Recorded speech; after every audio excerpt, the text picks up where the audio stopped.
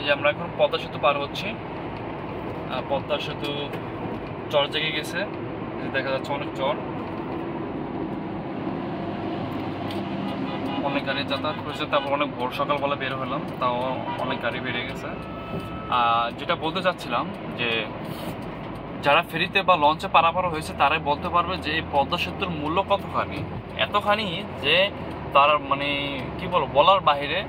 যে যারা লঞ্চে এই নদী পার হয়েছে, কত মানুষ বা কত মায়ের মুকুল খালি হয়েছে, যা মানে অগণিত। যেটা আমি বলতে চাচ্ছি যে লঞ্চ যাওয়ার সময় অনেক লঞ্চ ডুবে অনেক মানুষ মারা গেছে, যেরকম অনেক ফেরি ডুবে গেছে।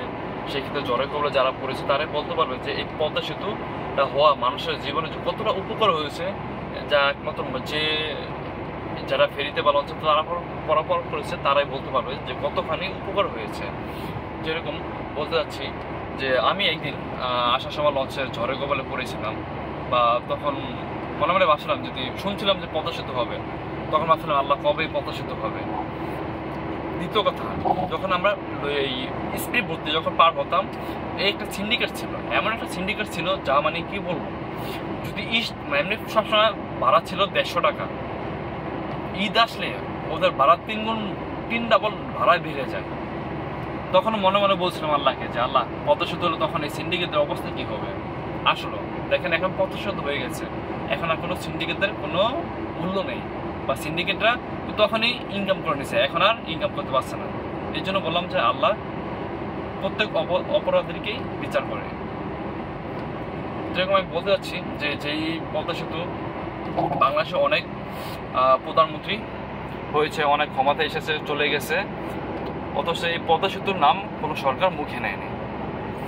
তাই বলতে চাচ্ছি যে বঙ্গবন্ধুর কন্যা শেখ হাসিনা, ওনার উদ্যোগেই বা ওনার উসিলাতে আল্লাহ আমাদের এই পদ্মা সেতু, ওনার উসিলায় পদ্মা সেতু আমরা ব্যবহার করতে পারছি, বা বাংলাদেশের পদ্মা সেতু দৃশ্যমান। বা অন্য কোনো সরকার আমলে এই পদ্মা সেতুর নামও সংসদে উল্লেখ করেনি।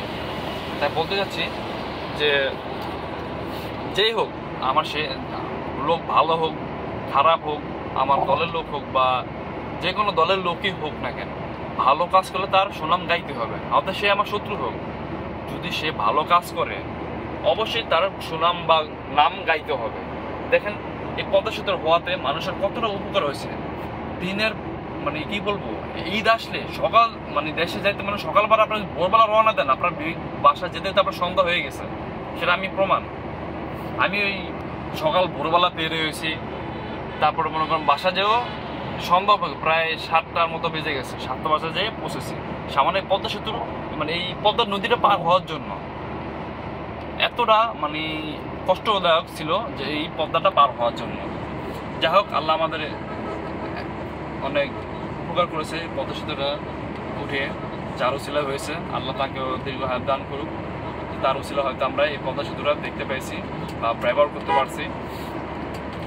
মানুষ পদ্মা সেতু এতটা মানে এত পদ্মা এই সেতুটা পার হওয়ার জন্য এতটা ইয়া ছিল যে সকাল থেকে সন্ধ্যা পর্যন্ত মানুষ গাড়ি নিয়ে বসে আছে। মানুষ লঞ্চ কি বলবো, লঞ্চ টুকটুক হয়ে গেছে, তারপরও মানুষ কি পদ্মা সেতু পার হতে পারেনি, এত সিরিয়াল ছিল, মানে এত দুর্গম ছিল, কি বলবো আর। যাক, যার উসিলায় আল্লাহ এই পদ্মা সেতু আমাদেরকে দৃশ্যমান করে দিয়েছে, আল্লাহ তাকে তুমি দীর্ঘ হায়াত দান করো। তাহলে যে দলের লোক হোক না কেন, যে ভালো কাজ করে তার সুনাম গাইতে হবে। তাই বললাম যে বঙ্গবন্ধু কন্যা শেখ হাসিনা, ওনার উসিলা হয়তো এই পদ্মা সেতু হয়েছে। অন্য কোনো সরকার আমলে এই পদ্মা সেতু হতো কিনা এক আল্লাহ ছাড়া আর কেউ বলতে পারতো না। যাক, আমরা শরীয়তপুরবাসী, খুলনাবাসী, বরিশালবাসী বা পদ্মার উপরে যারা আছি সকলেই শুকরিয়া জ্ঞাপন করি আল্লাহর কাছে যে আমরা এই পদ্মার এই ফেরি পাড়া হওয়ার থেকে আমরা অনেক মানে একটা নিশ্চিত একদম শান্তি পেলাম। যে দুর্ভোগ থেকে আমরা একটা শান্তি পেলাম, এতটা শান্তি যা মানে কি বলবো, আল্লাহর কাছে শুকরিয়া জ্ঞাপন করলেও কম হবে। যা, ভিডিওটা অনেক লম্বা হয়ে গেল, সবাই ভালো থাকবেন, আল্লাহ হাফেজ। আমার কথাতে যদি কোনো ভুলভ্রান্ত হয়ে থাকে অবশ্যই সবাই ক্ষমা দৃষ্টিকে দেখবেন। আল্লাহ হাফেজ।